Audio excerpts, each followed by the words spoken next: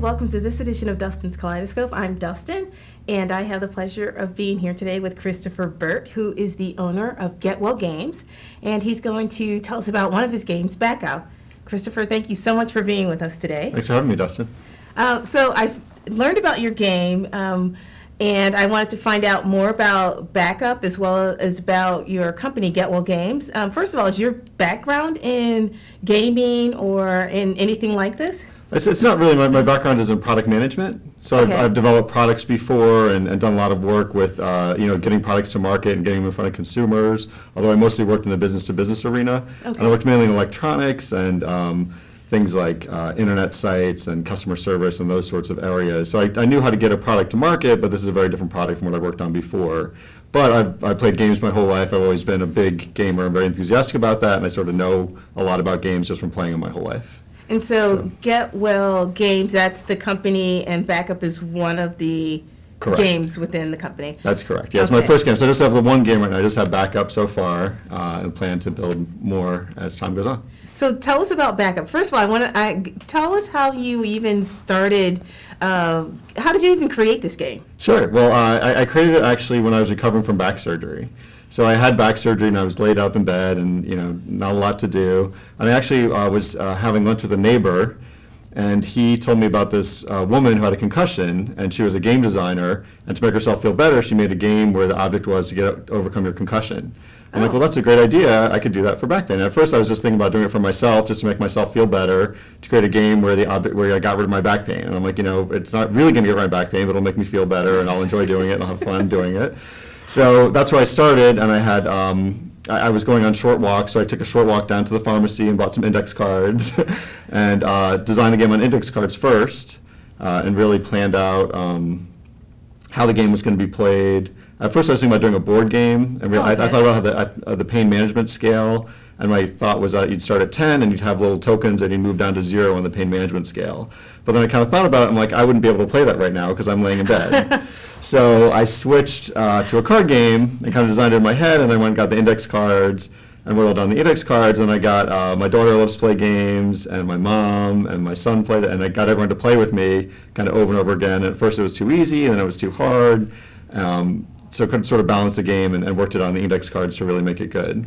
And how did you, so you said you started with the pain index, Right. like 1 through 10, and then how did you actually create the different cards? Like what are on the different cards? Sure. So should I go ahead and show you the cards? Yeah, please. That would be great. Yeah. So this is a game Backup, And what age group is well, so it's targeted? I say it's 8 and up, and it's really Okay. based on my daughter. So I don't know if that's really accurate or not, but she can play. She's 9 now, but she started playing when she was 8. Oh, okay. It's probably more for adults just because of the subject matter. So adults are going to appreciate it more. I mean, kids might like it, and certainly teenagers do. Right. And I read somewhere that by the time you're 18, most people have had at least one bout of back pain. I mean. Okay. So they can relate. So they might be able to relate even at a younger age. But yeah, I really envisioned it probably more for adults when I was designing it. Okay. So the different kinds of cards. So first there's a health card, and these Okay. are the cards that make your pain go down. Here I don't know. Oh, sure. Okay. So those make your pain go down, and that was the first thing I thought of. Like, you want to get rid of your pain, so you want to collect health cards, and you do different things. Like that one is go to physical therapy 3 times a week, but there's things like go to yoga, or take pills, or have surgery. So all the different things that you can do to get rid of back pain, or go see the chiropractor. So those are all the different health cards. And they have different. It's 1 through 4. So it takes you down different levels. So you're trying to get the higher ones or better, obviously. So you start with 10 points, is that correct? Right. You start with 10 points, and you're trying to get to 0. Okay. Yeah. So this I would decrease by 3 because I'm going to physical therapy 3 times a week. So Exactly. Okay. Right, yeah. All right. Right, and then you're trying to avoid the pain cards, and here's one that's appropriate for this time of year: shovel snow. Yes, very appropriate. Yeah, so the pain cards make your pain go up, and so you're trying to get rid of them. So at the end of you're basically holding the cards in your hand, kind of like Jim Rummy.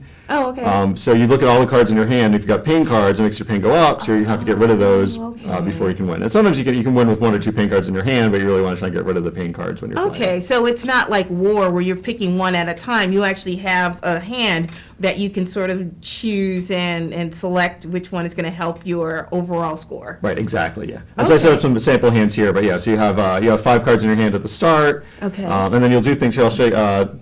The next card I have is an action card. Okay. That's good. So the action cards are things where you can steal a card from a player, or you give a card to a player, or you take an extra card from the deck. So you start with 5 cards, but then you might wind up with 6 or 7, or you might wind up with 0. So sometimes the amount of cards really changes. Okay. So sometimes you're sort of fighting to get cards to try and get enough cards in your hands that you can win. I like this one. Positive visualization. It gives you 0. So Right. So action cards don't give you, they don't help your health or pain, but they give you extra cards, which helps you in the long run. Right? Okay. All right. And then there are two other types of cards are the money and insurance. So some of the health cards, you need money or insurance to win. So even though you have the health card in your hand, unless you have the money card, you can't use it unless you have the money card. Oh, I see. Yeah. And going back to the game design, the reason I put those in is because I didn't have them at first, and it was just a little too easy to win. The games are going a little too fast. So I put the money and insurance in, and it's realistic, certainly. In real life, you need the money and insurance.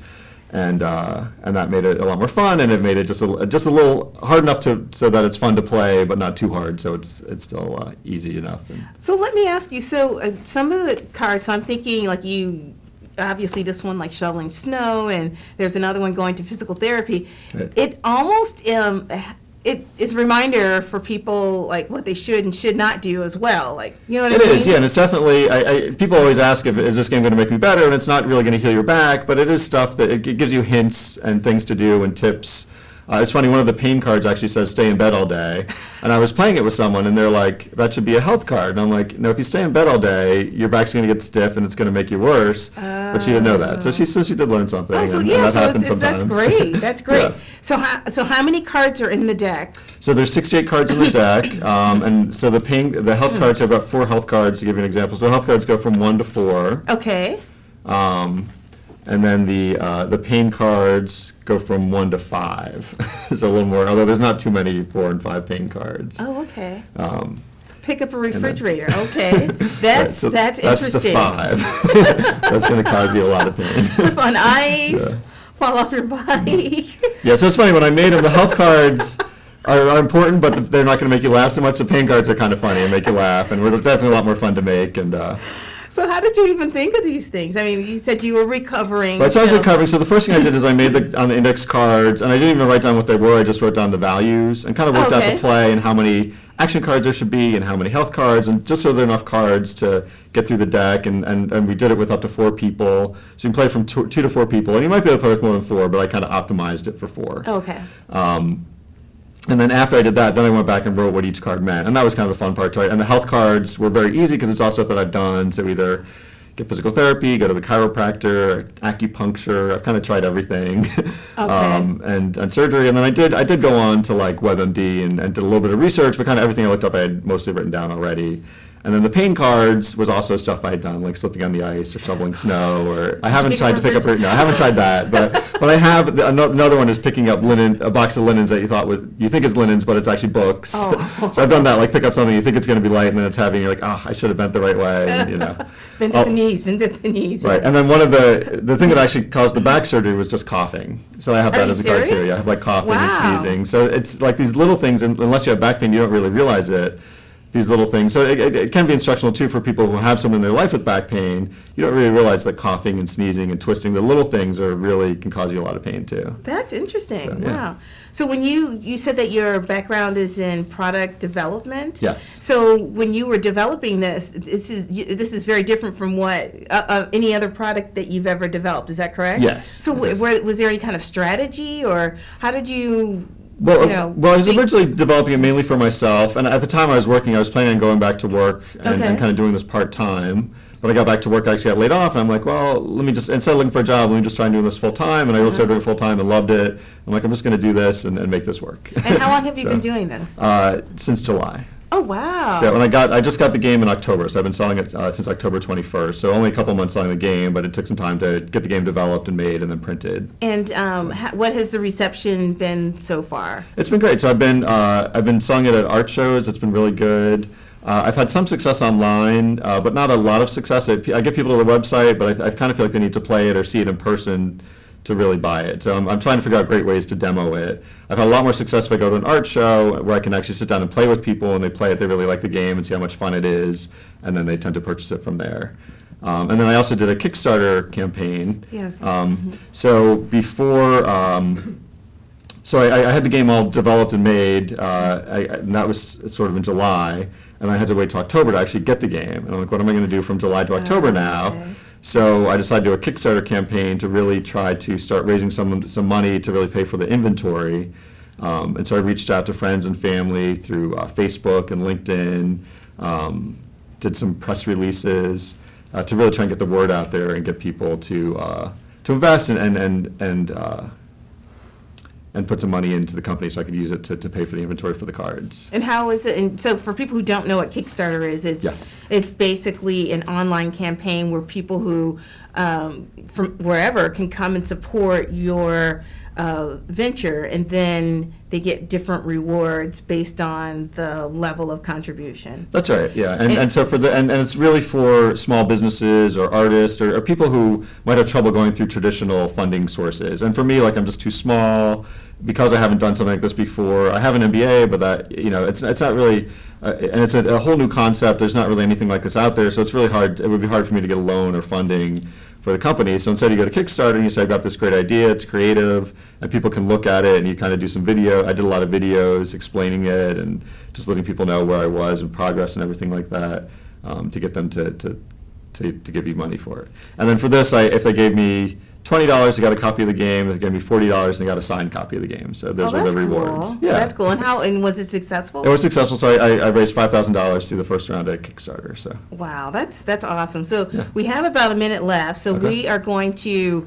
pick up on the other side of this segment, and I want to find out a little bit more about the Kickstarter campaign and just how you started this in just your entrepreneurial spirit, because obviously this is something different. But we'll be back in 1 minute, and you're watching Dustin's Kaleidoscope. We'll be back in a second.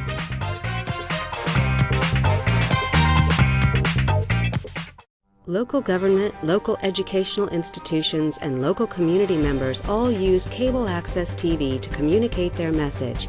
They depend upon it as an affordable means of outreach.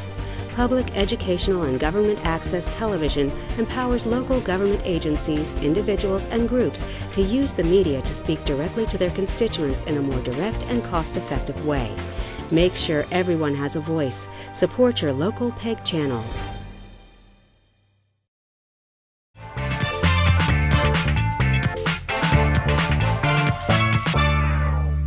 Hi, and welcome back to Dustin's Kaleidoscope. I'm Dustin, and I'm here today with Christopher Burtt, and you are the owner of Get Well Games. Yes. And you were just telling us about your Kickstarter campaign for Backup, which Right. is a game you created while you were recovering from back surgery. So you were saying that you were telling us the different levels where $20 people would get a copy of the game, $40 a signed copy. So you said it was successful, and I did want to talk about, perhaps, since it's a game company, maybe there are other games that you have Sure. in store. Yeah, well, just one thing to finish up on Backup. It's available now through my website. Okay, So which you can- is? It's getwellgames.biz. Okay. Or you can use .com or .net also works. So Get Well Games, and if you search on Get Well Games, I think I'm the first one now that comes up. So. Great, and we'll actually have it on the show as well, so Great. people can look at Fantastic. it. Yeah, so you can come to the website, and now I'm selling one copy for $11.99 and two for $20. Okay. So great holiday gift, great Get Well gift, birthday gift for anyone who has back issues. And it's a fun game to play even if you don't have back issues, but if you do, then you identify with the cards, and a great unique gift that they're not going to find anywhere else. So. Exactly. Yeah. I think it's a wonderful thing. Great. So this is a game company, so Yes. you must have a few other ideas. Right, yeah, so my idea was, there are two parts of the company. So one is to make games like Backup, where I make the game myself.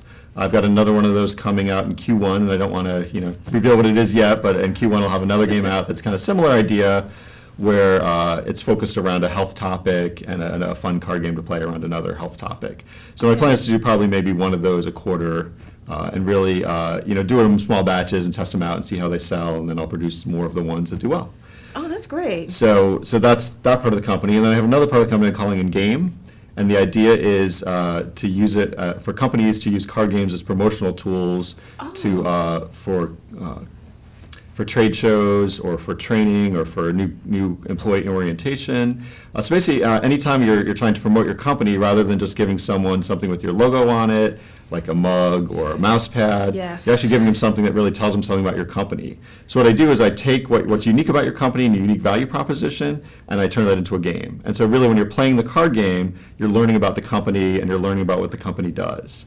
And so I've got 2 projects underway right now. One is with the Alternative Board of Morristown. Okay. And that's it's basically for small companies like myself. I'm actually a member of that as well. Small companies that don't have their own boards, the Alternative Board is a resource for them, and you work with other small companies, and they actually act as your board to give you advice. You get some business okay. coaching, and there's some other business tools. That's a really great idea. Yeah, and so what I did is I took, in that game, the object is basically, they're big on work-life balance. So you've got to earn a certain amount of money and get a certain amount of happiness through using the cards, and you're using a lot of tab tools to get you there. So you're kind of learning about tab and about the benefits of being a tab member while you're playing the game. Okay. So that's that game, and then I'm also doing a game for the Unitarian Church and Summit that we're Okay. doing as a fundraiser. I'm also a member there, so you can see how I'm starting here with places I'm a member. And then we're doing a fundraiser, and basically it's a game where you some of the cards have the principles of the church. Okay. And what that church is like, and then the other cards are famous people from the church or just things you can do, and you're kind of matching the principles with the other parts of the cards. Now that's an So- awesome idea. I like that idea that, whether it's for your church or for your company, especially like for, as you mentioned, like when you go to these conferences, if I get another pencil that has, XYZ company or a mouse pad, I mean, this is like something that's very useful. And like you said, you can learn learn about the company. So Right. so for like the church and for you said the Morris board or Morris. It's called the Alternative Board. The Alternative It's based in Board? Morristown, yeah. So how have you started that fundraiser? Has it been successful? And the same Well, so for the we're at church? the process in both of those. I'm in the design phase now, so I'm designing. Okay. So they're on index cards. For the Alternative Board, I this. printed it out. So yeah, so at the next phase now, where I've played the game with both the Unitarian Church and with the Alternative Board, with my stakeholders there. And then the next phase is to go into design. Now I start doing the design work and using the Adobe tools and actually designing all the cards. And then I sit down with them and we go over the design and make sure they're happy with it. And then I make a prototype, and then we kind of take it from there.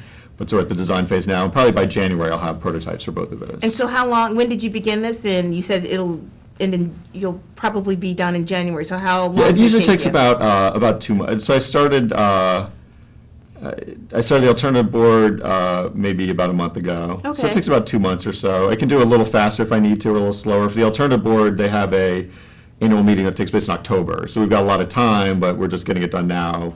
Oh, Because we I have time to see. get it to work on it. And for the Unitarian Church, we're actually building a new building, and we're doing some fundraising to try and raise some money for the new building. And so that, again, can happen kind of whenever we get it done. Right. So there's no hard deadlines for either of those, but I'm just trying to get it done as quickly as I can. So when you say you do the design, you mentioned Adobe. So you have to Yes. learn that program, whatever the program Right, is. so I plug for Adobe. I downloaded the Adobe Creative Cloud. Oh, They changed the okay. way they do their membership now. Instead of buying individual programs, you pay $50 a month and you get everything they have, which is fantastic because you don't know at the beginning really what you need. Right. But so I've learned to use InDesign and Illustrator. Wow. And then I use Muse to build my website. I use Photoshop to do some tweaking of things. And then And did you I have also any knowledge of this before? no. Wow. So but I'm good at computers. I'm good at programs. I've done some design stuff in other programs, and the web is great now. So I just sat down. If I started using it, and then if I didn't know how to do something, I Googled it, watched YouTube, videos. exactly. Right. Yeah. Figured out how to do everything. So yeah. So That's pretty it's been great. amazing. So you actually so not only do you design the cards, but do you design the artwork and everything? Like this is 100%? That's all. It's 100% me. I did use the icons on it. I actually found for free. So I did Okay. design the little icons, but in terms of the cards and the box and the rules, it's all me. I did all that using various Adobe tools. So this is completely like 100% entrepreneurial in the sense Yes. that you had to do everything. Yes. You started with index cards that you just got at the store and you used that as your prototype, and then you decided, okay, I need to look at Adobe, and you use those tools. So how long did it take you just to learn to be comfortable enough to use the tools in order to actually make the cards? Yeah, well, that was kind of funny because I thought I had more time, But the company that I used for the printer company, they specialize in card games. So I found a company that actually, they do the box, the rules, and the cards, and they put it all together and shrink wrap it for me. Really? Which That's is fantastic. great. And they also gave me templates for the box, and so it's sort of like, this is the shape of the box, so I knew what I needed to design. Okay. So the problem with them being a card game, specializing in that, is that they get really busy around Christmas time. So it was July, and I'm like, all right, they said it would take 4 to 6 weeks. I'm like, great, I'll have it in September. I can start selling. They're like, well, it's 8 to 10 weeks now because it's Christmas. I'm like, oh, great. So I really pushed to get it done, and I just set some internal deadlines for myself and said, and I told the guy at the printing company, I'm going to have it for you on this day, and that forced me to get it done. And so I learned to use Adobe really fast. So I stayed up late nights. I just kind of worked nonstop to get the design done because I'm like, if I don't get this done, I'm just going to completely miss this holiday season. Right. And it's not going to be till the next one. And I'm sure I can sell it other times too, but I feel like the holidays are really a time. This is a great time for people who are considering, giving gifts. This is a great gift. Right. You know what I mean? Exactly. So, And like any working retail on that. company, like you're gonna make a lot of your money this time of year. So I really want to get it out. So you have the 2 other games that you're planning. Or do you have any ideas about other games that you can tell us about, or you're thinking about that you yourself are creating? Not for. Yeah, well, I have I actually have a whole list of games Okay. that I'm thinking of making in the health sphere. So it's really just looking at those and seeing. The one thing I really struggled with backup is I kind of thought before I did it that there were some good sites where people talked about their back pain and that there might be some good blogs that I could get on top of. Yeah. But I've had trouble really connecting with someone and finding the right place to really really? promote it. Okay. So I will tell you on the next ones, I took my long list. I'm like, which ones of these is there a good market for already? And I picked one where I'm hoping there's a good market already and that we can reach a wide audience more quickly. And what if they're like, hey, you know what, I have an idea that maybe they'd like to send to you, and can people do that? Sure, yeah, I'd be happy to collaborate with someone if they were developing their own game. And I do have a friend, actually one of my friends who invested on Kickstarter. Okay. He's got a great game idea that he wants to work on as well, so I'll probably start working with him on developing his game. And I haven't quite worked out how that's going to work financially, but I'm sure we'll work something out. And because I sort of have experience now in working with the card game company and doing the design work and really knowing exactly what needs to be done to build the card game, and so I can use that experience to help other people too. And was it very difficult to find a card game manufacturer? Because they're physically printing all the Yeah. cards in the boxes. It was actually. I was surprised just looking at printers. I called a couple of local printers because I'd like to use some local. I thought it'd be easier, but no one does this specifically in terms of doing cards and boxes and doing the rules and shrink wrapping it and all that. But I'd actually bought a card game for my daughter called Flux, and Okay. and I just looked at who made that card game, and it's this Delano Services that I wound up using. They're based in Michigan, so I contacted them, and it seemed like a great, and they gave me some great pricing, so I wound up using them. That's wonderful. And so and just from the entrepreneurial standpoint, it wasn't hard, like, even though you hadn't had experience in being a gamer before, they were okay with, like, not doing, like, massive, amounts. They were okay Yeah, no, I with mean, smaller they gave lots. me, yeah, they do smaller lots. It's just you pay more for the smaller lots. You pay more per unit based on how many you order. So the more you order, the less per unit. So Okay. it's beneficial to make more, and and they obviously want to sell more, but they're willing to do as small as 500 for that particular company. But it's a great opportunity. I mean, it's great for people to hear this, because I think a lot of people would not even venture into this because they would think, well, I have, in order for me to even approach a manufacturer, they're going to ask me to, I don't know, maybe 10,000 or 1,000 or whatever it is. Right. And so Yeah, and I this is definitely had that great. concern going in, and I feel that way with everything in terms of incorporating a business and registering it and figuring out how to pay taxes. It can be intimidating starting out, because and I had never started a company before. Like I say, I have an MBA. Mm-hmm. I've worked in corporations for a long time, but these kind of things you take for granted when you're in a corporation. You don't have to think about, how am I going to pay the corporate taxes, or Right. how am I going to, register to start a company. But so for each thing, I just decided, I thought about starting a company for years, and this time I'm just going to take the plunge, and I'll figure out how to do each thing as it comes up. So as things comes up, I just, like I say, I Google it, I figure out how to do it, I do research, and I figure out how to do everything that I need to get done. So we have 1 minute left. So what would Okay. you suggest? I mean, what would be your piece of advice to give to people who are interested in doing something like what you're doing? I would say, I mean, one thing is to make sure that you have a good nest egg. I thought when I started this that I'd be making money by now, but which is very unrealistic, you know. So you really have to have some money saved up so that you can support yourself for a while your company takes off. If you're really lucky, it might take off quickly, but that's not the norm, and you really have to have some money saved up. I'm hoping to be profitable sometime next year. So you really have to have some money to go for. And the other thing I would say is just don't get intimidated. Don't look at everything you have to get done. Just look at the small steps and take it one small step at a time, and you'll get there. Great, thank you. And we have about 10 seconds. Can you tell us again, can you remind us what your website is? Sure, it's www.getwellgames.biz, B-I-Z. Thank you so much for being here today. That was wonderful information. This looks like a fabulous game. I can't wait to play it. And I'm Dustin, and you've been watching Dustin's Kaleidoscope, and we will see you next time. Bye.